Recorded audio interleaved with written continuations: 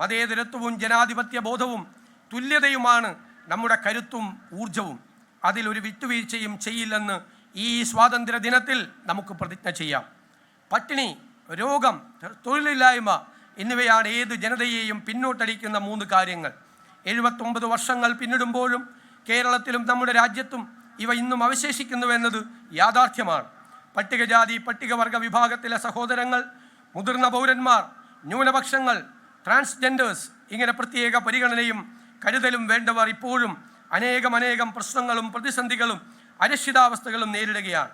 കുട്ടികളും ചെറുപ്പക്കാരും പരീക്ഷാ നടത്തിപ്പ് മുതൽ തൊഴിലവസരങ്ങളുടെ കുറവ് വരെയുള്ള ഒരു കൂട്ടം കൊടിയ പ്രശ്നങ്ങളുടെ നടുവിലാണ്. കൃഷിക്കാരും തൊഴിലാളികളും തീരദേശത്തെ ജനങ്ങളും നേരിടുന്ന വെല്ലുവിളികളും അനവധിയാണ്.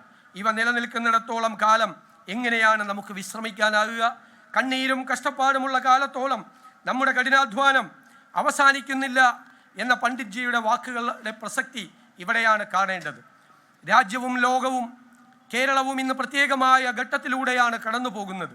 യുദ്ധവും എല്ലാം നഷ്ടപ്പെട്ടുള്ള പലായനങ്ങളും അനാഥത്വവും ഒരു വശത്ത്, സാമ്പത്തിക പ്രശ്നങ്ങളും കാലാവസ്ഥാ മാറ്റവും കാർഷിക പ്രതിസന്ധിയും മറുവശത്ത്. ജനാധിപത്യ അവകാശങ്ങളെ ചവിട്ടിമെതിക്കുന്നതും ആവർത്തിക്കുന്ന കഥയായി കഴിഞ്ഞു.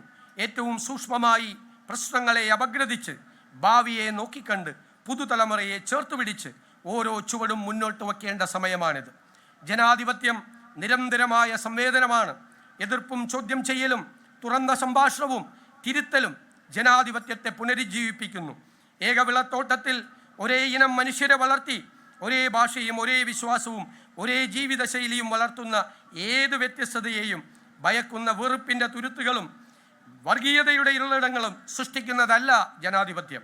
തുറന്ന മനസ്സ്, സഹിഷ്ണുത, സംവാദം, തിരുത്തൽ, നവീകരണം എന്നിവയിൽ ഊന്നിയ കരുത്തുറ്റ ജനാധിപത്യത്തെ കാത്തുസൂക്ഷിക്കുന്ന കാവൽക്കാരും പോരാളികളുമായി നമുക്ക് മാറാം.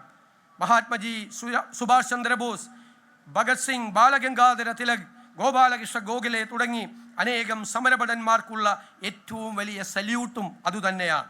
രാജ്യത്തിനും സംസ്ഥാനത്തിനും സാമ്പത്തിക വളർച്ചയും വികസനവും വേണം. തൊഴിലുകൾ സൃഷ്ടിക്കപ്പെടണം. കൃഷി ഉൾപ്പെടെയുള്ള അടിസ്ഥാന മേഖലകൾക്ക് വികസനവും സംരക്ഷണവും വേണം. ഒപ്പം കാലാവസ്ഥാ മാറ്റമെന്ന വൻ പ്രതിസന്ധിയെ നേരിടാനാകണം. വികസന ഫലങ്ങൾ എല്ലാവരിലേക്കും എത്തണം. വികസനം ഏതാനും പേർക്കായുള്ളതല്ല. സർവതല സ്പർശിയായ വികസനവും സമ്പത്തിൻ്റെ ന്യായമായ നീതിപൂർവമായ വിതരണവുമാണ് ഒരു സോഷ്യലിസ്റ്റ് ജനാധിപത്യത്തിൻ്റെ അടിസ്ഥാന സ്വഭാവം. അവിടെ വികസനം എന്നത് ജനപക്ഷത്തു നിന്നുള്ളതായിരിക്കും. അതിന് മുൻഗണനാക്രമങ്ങൾ ഉണ്ടാകും. ക്ഷേമ പ്രവർത്തനങ്ങൾ ജനാധിപത്യ സംവിധാനത്തിൽ ആരുടെയും ഔദാര്യമല്ല, അത് അവകാശമാണ്. മുതിർന്ന പൗരന്മാരുടെ ക്ഷേമം, പ്രത്യേക പരിഗണന അർഹിക്കുന്ന എല്ലാ ജനവിഭാഗങ്ങൾക്കും നൽകേണ്ട സംരക്ഷണം എന്നിവ ഇക്കാലത്ത് അതീവ പ്രധാനമാണ്. അതോടൊപ്പം പുതുതലമുറയ്ക്ക് ഇവിടെ പഠിക്കാനും തൊഴിലെടുക്കാനും സ്വന്തം കാലിൽ അഭിമാനത്തോടെ നിൽക്കാനുമുള്ള വഴിയൊരുക്കണം. ലഹരി എന്ന മഹാവിപത്തിനെ പടിയിറക്കണം. നാട്ടിൽ സമാധാനവും സുരക്ഷയും പുലരണം. പൊതുവിദ്യാഭ്യാസവും പൊതുജനാരോഗ്യവും മെച്ചപ്പെടണം. ഇവ ഈ സർക്കാരിൻ്റെ മുൻഗണനാ പട്ടികയിലുള്ളതാണ്. ഇത് പ്രായോഗികമാക്കാനുള്ള നയസമീപനവും പരിപാടികളുമാണ് സംസ്ഥാന സർക്കാർ ആവിഷ്കരിക്കുന്നത്. ഇന്ത്യയുടെ ഭരണഘടന പോലെ മറ്റൊന്നില്ല. അത് ഒരു ജനതയുടെ അഭിമാനവും ഉറപ്പും പ്രതീക്ഷയും ഭാവിയെ കരുപ്പിടിപ്പിക്കുന്ന ചാലക ശക്തിയുമാണ്. ഭരണഘടനാ മൂല്യങ്ങളായ മതേതരത്വം, തുല്യത, അഭിപ്രായ സ്വാതന്ത്ര്യം, പ്രവർത്തന സ്വാതന്ത്ര്യം, ന്യൂനപക്ഷങ്ങൾക്കും പട്ടികജാതി പട്ടികവർഗ വിഭാഗത്തിലുമുള്ളവർക്കുള്ള പ്രത്യേക പരിഗണന എന്നിവ ചോദ്യം ചെയ്യപ്പെടുന്ന അപകടകരമായ ഒരു പരിസരം രാജ്യത്ത് ശക്തി പ്രാപിക്കുന്ന കാലഘട്ടം കൂടിയാണിത്.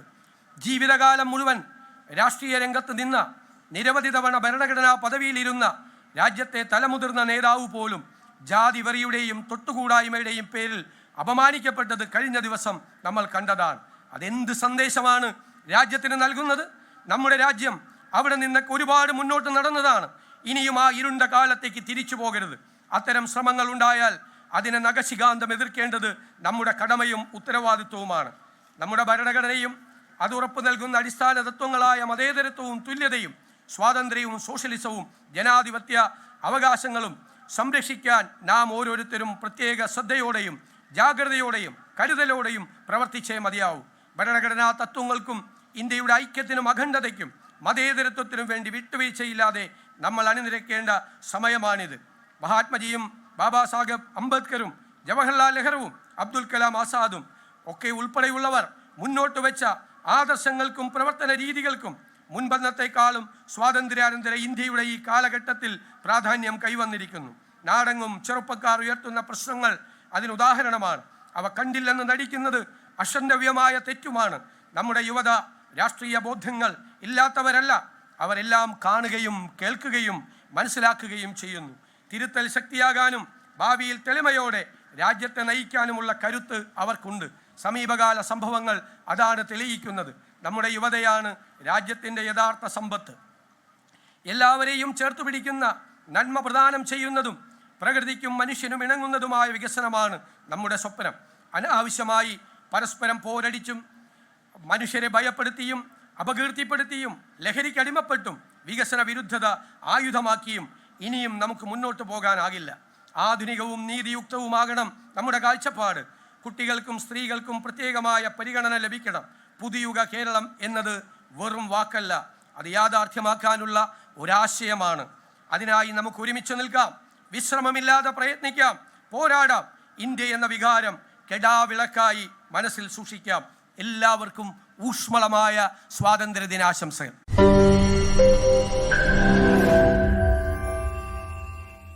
ലോകത്തെവിടെയായാലും ഏത് സമയത്തും 24 വാർത്തകളും ഓഗ്മെന്റഡ് റിയാലിറ്റി പാക്കേജുകളും എക്സ്പ്ലെയിനറുകളും വിശദമായി കാണാൻ ഞങ്ങളുടെ യൂട്യൂബ് ചാനൽ നിങ്ങൾക്ക് സബ്സ്ക്രൈബ് ചെയ്യാം.